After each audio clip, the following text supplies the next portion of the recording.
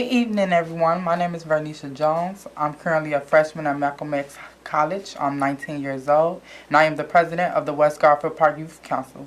And today is the West Garfield Park Youth Council show where we have Don Harmon, the senator of the 39th District.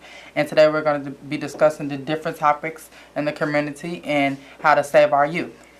So basically, we can start with you introducing yourself like we talked about. Terrific.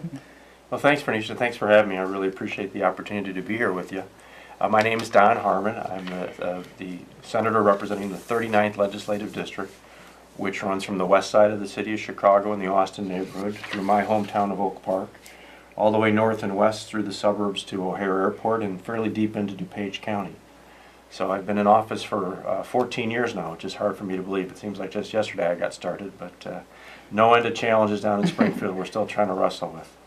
So I just heard you say that you're a part of the 39th district. That's right. What is the difference between the district wards elected officials and the ward elected officials? Sure. Well, every government is at a different level. So in the city of Chicago, you have the Chicago City Council, the 50 aldermen who are elected from 50 wards across the city. You have county government where the county commissioners are elected from districts that run through the city and suburban Cook County. You have the state legislative district, state senators and state representatives. We're elected from 59 districts all across the state. And then you have representatives in Congress. There are 18 members of the House in Washington representing Illinois. So those are the largest districts, the congressional districts. Okay, that's a better understanding because I didn't understand. I'm like, how do you explain the difference between the ward and the district? Like, what's the difference? It gets confusing and the lines don't match up all the time. So. Okay. Everyone, our show can be scheduled every Thursday at 7 o'clock. Again, that is every Thursday at 7 o'clock. And we encourage calls from people watching to call us at 312-738-1060. Again, that number is 312-738-1060. And you can also view us online at www.cantv.org/live. Again, that is www.cantv.org/live. So we're basically going to just, like I said, get into the questions to where we're asking you different stuff that people want to know so people can get more involved in who you are and what's going on in the city of Chicago, Illinois. Okay? Who are you and what is your purpose for existing? That's a big question. I serve in a lot of roles. I'm a father first and foremost. I have 3 children in high school and grade school. And I think that my most urgent task always is to make sure that I take care of my kids. But I think my role is bigger than that. I think God calls us to apply our talents in ways that serve others. And I view the work that I do for my own children as a model for what I would like to do for all children across the state. That's how it should be. Okay. So, what is a senator pro tempore? So we have all sorts of fancy titles down in Springfield. Yeah, I see. I was appointed by President John Cullerton, the elected president of the Senate, to serve as the president pro tempore, which is a Latin term meaning president for the time. It's essentially the equivalent of like a vice president of the Senate. I would serve as president in his absence. Oh, so such as the president with his vice president. Correct. Okay. So can you tell our audience why you're so passionate in being the senator of the 39th district? Like, what is the reason why you want to be here to help us? Like, what do you have in store to help young people in our community? I'm blessed to represent a wonderful district. Again, it includes a rich chunk of the Austin neighborhood on the far west side, my hometown of Oak Park, but then a whole lot of other towns like Melrose Park and Stone Park, Elmwood Park and Rosemont, O'Hare Airport, Bensonville and DuPage County, Addison and Wooddale. It's a very diverse district, but there's so much that binds us, the common elements. Everybody wants their kids to do better than they did. Mm-hmm. Everyone wants to be able to earn a living and put food on the table and buy shoes for their kids. Everybody wants to be able to send their kids to a good school someday. We all worry about a medical emergency really crippling our ability to get by. Those things don't respect any municipal boundaries or other artificial lines that we draw. So I try to focus on those things that bring us together. And it's just a wonderful district, really terrific people, economically diverse, racially diverse. But I love seeing the commonalities in people. We're all the same when you get down to it. So do you have anything coming up or anything that's dealing with young people where young people could come together to try to become more involved in the community? I was asked about this just a couple weeks ago at a school event in my district. A student asked it, and I said, "Come on up to my office and volunteer." Well, we like interns. We like to put people to work and using their talents. I think it's really important that young people get involved. You have even more at stake than people my age or people who are 30 or 40 years older than I am in the future of our neighborhood and the future of our country. So I really think young people need to get involved and get involved early. Okay, so we're going to go a little bit more in depth in what's going on Sure. in the state of Illinois with the different budgets and the different personal situations that's going on. Great. Where are we on the stalemate going into a new station? Well, we're starting our next General Assembly session in January after the election. We've gone 2 years without a real budget in place, and it's a source of embarrassment, but it's also, more importantly, a source of great pain to the people who rely on that budget. We elected a new governor 2 years ago, and we've been at loggerheads with him ever since. He has this agenda of things that aren't related to the budget that he wants us to approve. They run counter to the principles that we hold, and we passed a budget, the governor vetoed it, and we haven't been able to work that out since. We've been able to pass smaller appropriation bills to fund this program or that program. We were able to fund kindergarten through high school education, which is really important to a lot of families, obviously. And for many folks, that's their primary interaction with government. But there's a lot of human service and social service providers that should be providing critical services but can't because the state isn't living up to its obligation to pay for those services. So what are the top legislative priorities for next year? Well, for me personally, I'm working on several things. First, I'm working on a clean jobs bill. This would create thousands and thousands of jobs that would have to stay in Illinois, renewable energy and energy efficiency. These are jobs that would be in the community. Energy efficiency work means you're working on houses in your neighborhood. They don't require a college degree. They don't require a lot of training before you take the job. You can learn on the job. But you can't outsource the job that's fixing a house down the block in Austin. That's something that has to happen right here in the community. Okay. Gun violence prevention proposals and community support and specifics. What do you think we can do at the state level? Another bill that I'm sponsoring this last General Assembly and I'll reintroduce in the next General Assembly is a bill to license gun dealers. We have just an epidemic of gun violence in the community, and it's a very complicated problem, but certainly one of the issues is ready access to guns. A lot of guns are trafficked in from out of state, but about a little under half of the guns recovered from crimes in Chicago were sold at gun stores in Illinois, including 3 suburban gun stores in particular. The federal government regulates them, but not very well, and the federal government doesn't share information with the state police or local police.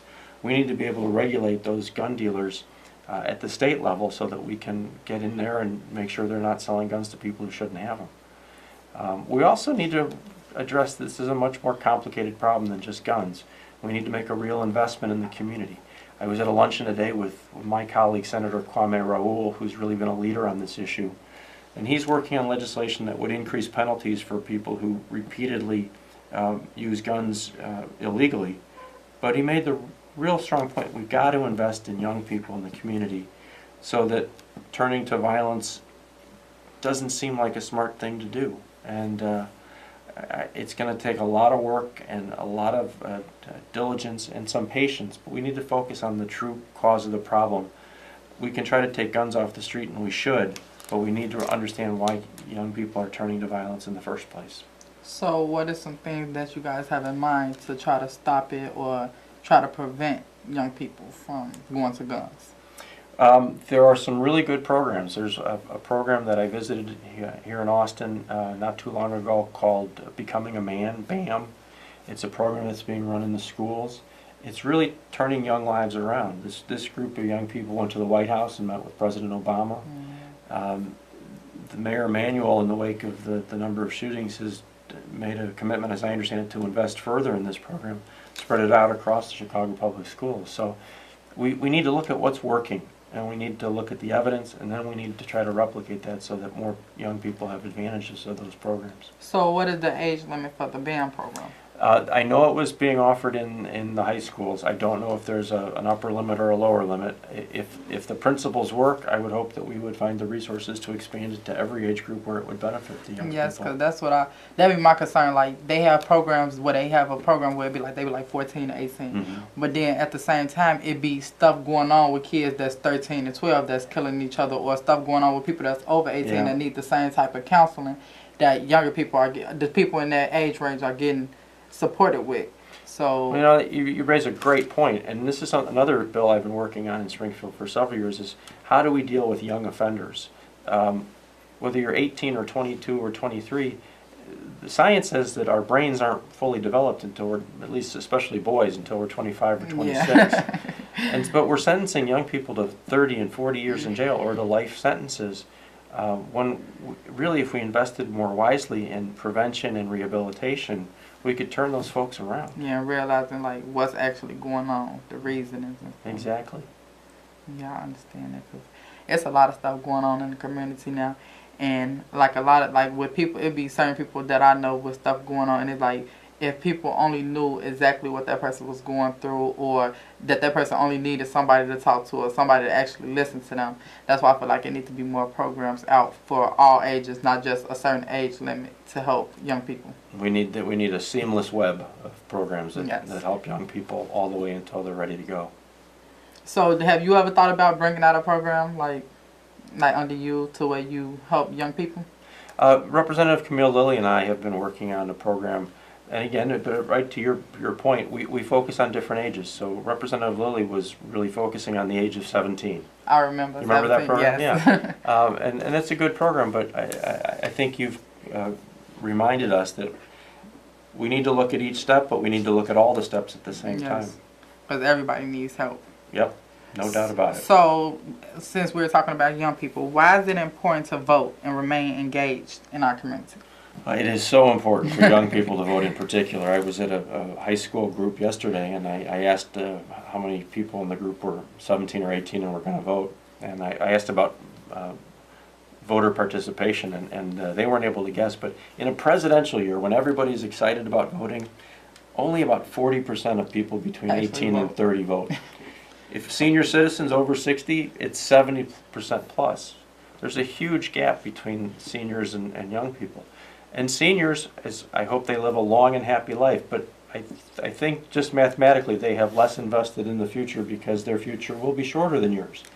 So young people need to think about the next 60 or 70 years, and you're going to impact programs that matter to you now and in 10 years and in 40 years by voting today for the people who best represent your concerns. And that's why I feel like Camille should continue with her program, because I remember when she had first.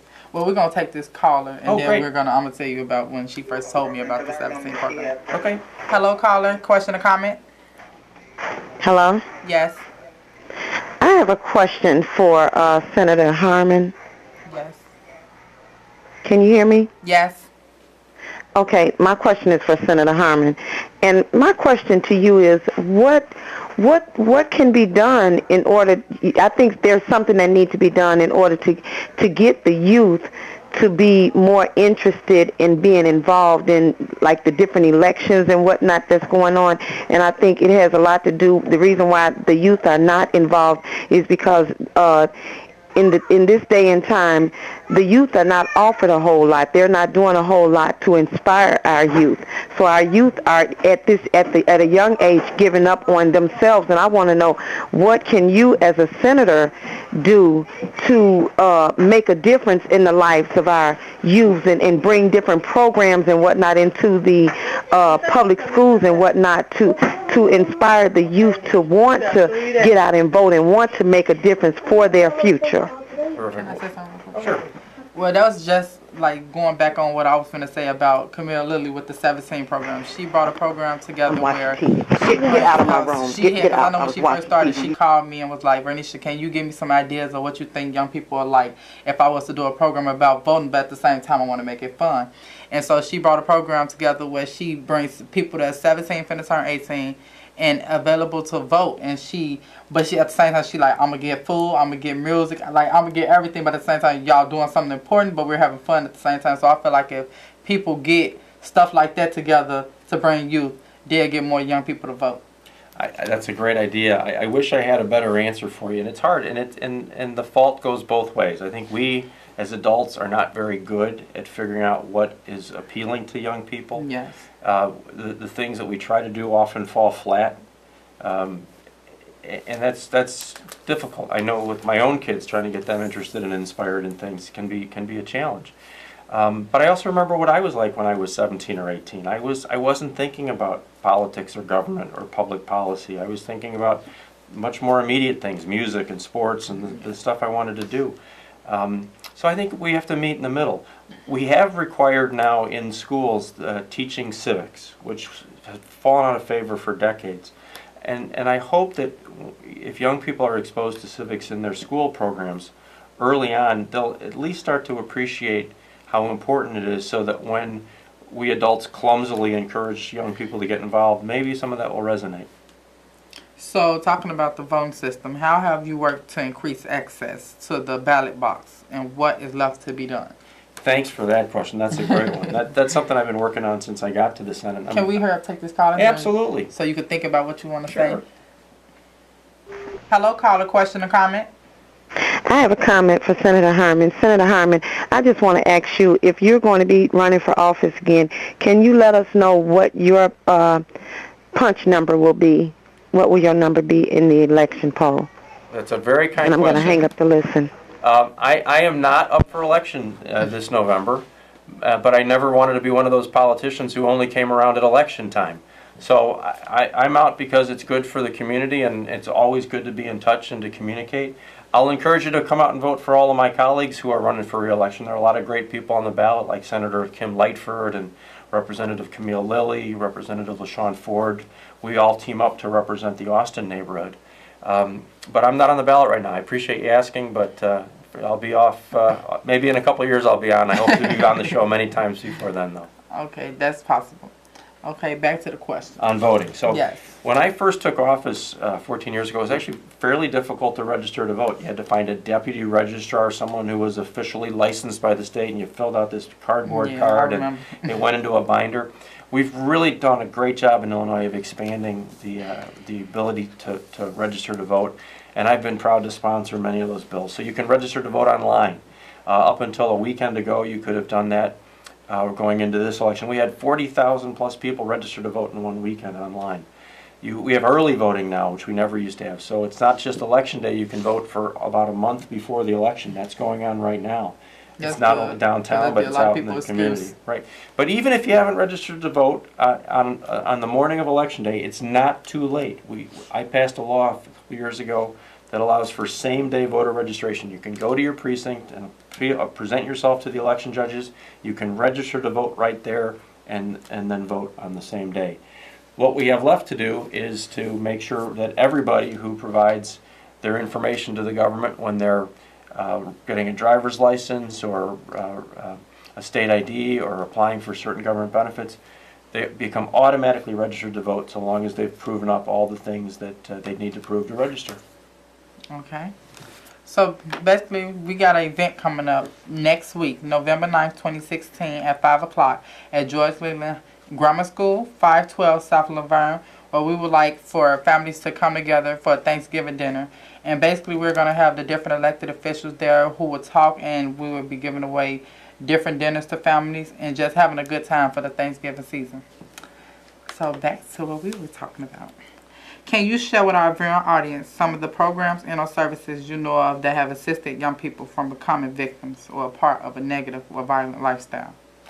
I wish that there were more. We talked about the BAM program. That's one I'm excited about.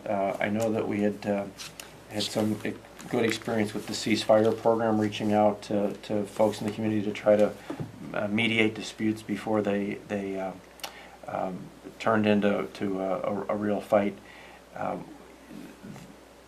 The violence is really just becoming more and more complicated. I was at a lunch I mentioned earlier today. The police superintendent was talking about you know, how many of the shootings today aren't driven by drug trades. They're driven by people fighting with each other on Twitter or on some other social media, and it spills out into the neighborhood, and people are shooting at each other. We have to be more thoughtful. We need to come up with better programs that reach out to young people in a language that they understand and help to mediate some of those disputes. And also a program I know is the program I'm a part of, the West Garfield Park Youth Council, which meet every Monday, 4:30 to 6:30 at 4540 West Washington. Again, that is 4540 West Washington.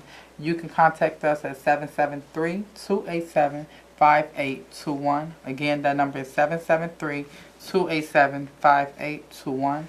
And today's guest on our show is Senator Don Harmon, where we're discussing youth problems and different stuff that's going on in the state of Illinois. So do you have any last words, any encouraging words that you want to give to the audience about anything that's going on in the state of Illinois? Hint, hint, voting. I was going to say, I do want to encourage everyone to come out and vote. And it doesn't matter who you vote for. You need to participate. I was really inspired by President Obama out on the stump over the last week, encouraging people across the country to come out and vote. He's doing a great job of that. But he really reminded me, and I hope reminded others, it's much more than politicians wanting you to come out and vote for us so we can stay in office. Yeah. He's not running for office, but he wants to protect his legacy. He spent 8 years working on important things, bringing health care to people who didn't have it before he was elected. And he doesn't want to see that dismantled because people are fickle and they vote for someone who's going to take the country in another direction. I think that's how we all feel, whether you're in the city or the state or the county. We work hard to try to do what we think is best for the people we represent. And we can lose an election, we can retire when the time is right, but we don't want the things that we work to do to be reversed. And that's why it's so important people come out in this election in particular, not just in voting for president, but all the way down the ballot. There's so much at stake, and if we switch direction now, it's going to be awful for so many of the people that we represent.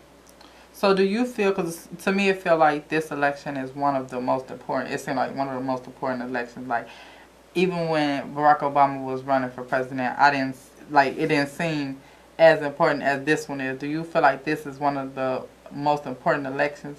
You know, we throw that around too often, but I really think it's true. And I think that this is the third election in an important cycle. I'm really proud to have been active in the Democratic Party when we elected the first African-American president. And for him to be a friend of mine that I served with in the state Senate in Springfield was incredibly special. But electing the first African-American president was hard. I found out 4 years later that re-electing the first African-American president was harder because so many people were coming out to try to knock him off his spot and take him out of office. I think now in the third go-around, protecting the legacy of the first African-American president might be the hardest of those three. Coupled with the fact that, knock wood, we may well be about to elect the first woman president in our history. I'll be incredibly proud to have been a Democrat when we elected the first African-American and the first woman president. There are kids who will register to vote in 8 years who may have absolutely no first-hand recollection of a white male president. And I think that's remarkable. I think that's wonderful. Yes, that really is. Well, today, you guys, I'm the president of the West Garfield Park Youth Council, and our guest today is the Senator Don Harmon of the 39th District. And today we talked about the different issues in the community and talked about how we can save our youth and different things that's coming up to save our youth. And next week we will have my former teacher, Miss Anita Davis, who will be on the show where we will talk about more issues that's going on in the community and how we can help the young people. Do you have any last words? Vote. Come out and vote. Thank you everyone for viewing the show tonight, and I would like to see you guys next week. Good night. Good night.